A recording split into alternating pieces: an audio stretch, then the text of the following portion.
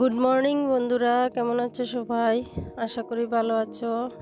সবাইকে অসংখ্য ধন্যবাদ জানিয়ে এবং আমার অনেক অনেক ভালোবাসা জানিয়ে ভিডিওটা শুরু করলাম।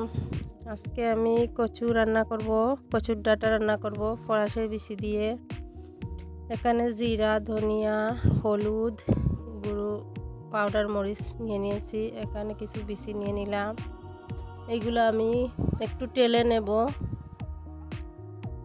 আর কচুর ডাঁটাগুলোকে এইভাবে করে কেটে নিয়েছি, নিয়ে ভালো করে ধুয়ে নেব। এবার এরকম করে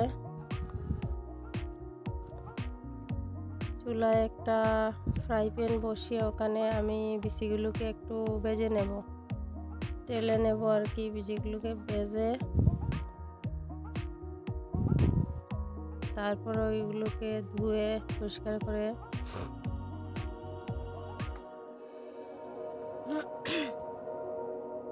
আমার ওইগুলো ভাজা হয়ে গেছে।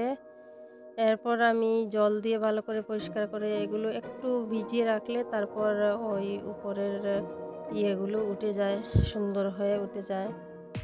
আমার হাতে সময় একটু কম ছিল, আমি তাড়াহুড়ো করে রান্না করতেছিলাম, তাই আমার একটু কমই মানে ইয়েগুলা পরিষ্কার হয়েছে। দেখুন এরকম করে আমি সবগুলো ছাড়িয়ে নেব। এরপর একটা প্যান বসিয়ে ওখানে আমি দিয়ে দিলাম সামান্য পরিমাণ তেল, দিয়ে রসুন কুচি, পেঁয়াজ কুচি দেব। যারা আমার ভিডিওটা ওপেন করেছেন তাদেরকে অসংখ্য ধন্যবাদ। শেষ পর্যন্ত ভিডিওটা দেখার অনুরোধ রইল। সবাই প্লিজ দেখে নেবেন। যদি ভালো লাগে কমেন্ট করতে ভুলবেন না, আর ছোট্ট একটা লাইক দেবেন। যারা নতুন তাদের কাছে ছোট্ট একটা অনুরোধ, আমার চ্যানেলটি সাবস্ক্রাইব করে পাশে থাকবেন প্লিজ। আর যারা আগে থেকে সাবস্ক্রাইব করে রেখেছেন তাদেরকে অসংখ্য অসংখ্য ধন্যবাদ। এগুলো যখন একটু লাল লাল হয়ে আসবে তখন আমি বাকি মশলাগুলো দিয়ে দেব।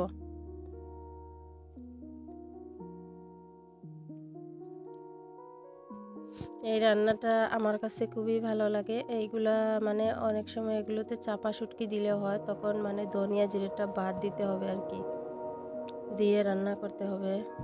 চাপা শুটকি দিয়ে বা অন্য কোনো শুটকি দিয়েও রান্না করতে পারেন, সমস্যা নাই। অনেক সময় মাছের মাথাও দিতে পারেন। আমি শুধু নিরামিষভাবে রান্না করছি, আমি কোনো শুটকি বা মাছ এইগুলা ইউজ করি নাই।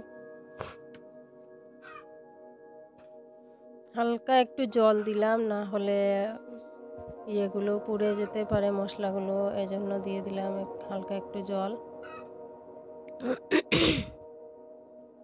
এবারে ডেকে দেব কিছুক্ষণের জন্য। ঢাকনাটা সরিয়ে নিলাম, দেখি কি অবস্থা। এইবার হয়ে গেছে মশলাগুলো কষানো। এবারে আমি কচুর ডাঁটাগুলো দিয়ে দিলাম, দিয়ে তারপর এখানে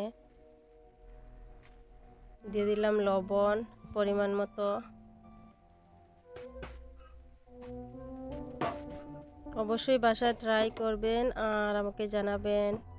ওই কচুগুলার নাম আমি কি বলবো জানি না, আমরা তো ওইগুলাকে আড়ি কচু বলি, আপনারা কি বলেন জানি না। যে কোনো কচুর ডাঁটাই এরকম রান্না করলে খুবই ভালো লাগে। এরপর আমি বিচিগুলা দিয়ে দিলাম, এর সাথে যে কোনো বিচি দিলেই ভালো লাগে, শিমের বিচি, তারপর ফরাসের বিচি, এইগুলা। আমি একটু পর পর ঢাকনাটা সরিয়ে তারপর একটু হালকাভাবে নেড়ে চেড়ে দেখবো কি অবস্থা। কচু থেকে এক্সট্রা জল বেরিয়েছে, এগুলো আস্তে আস্তে সিদ্ধ হবে।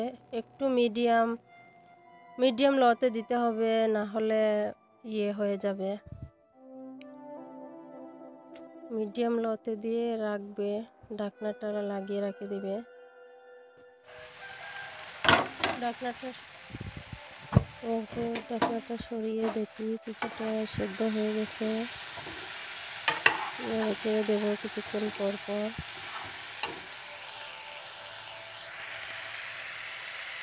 নেড়ে দিয়ে এরপর দিয়ে দেবো জল, একটু তো জল দিতে হবে, না হলে ভালো হয়ে সিদ্ধ হবে না।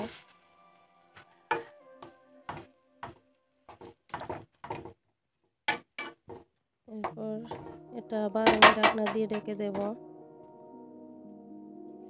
জল একটু কম হয়ে গিয়েছিল, তাই আবার দিলাম।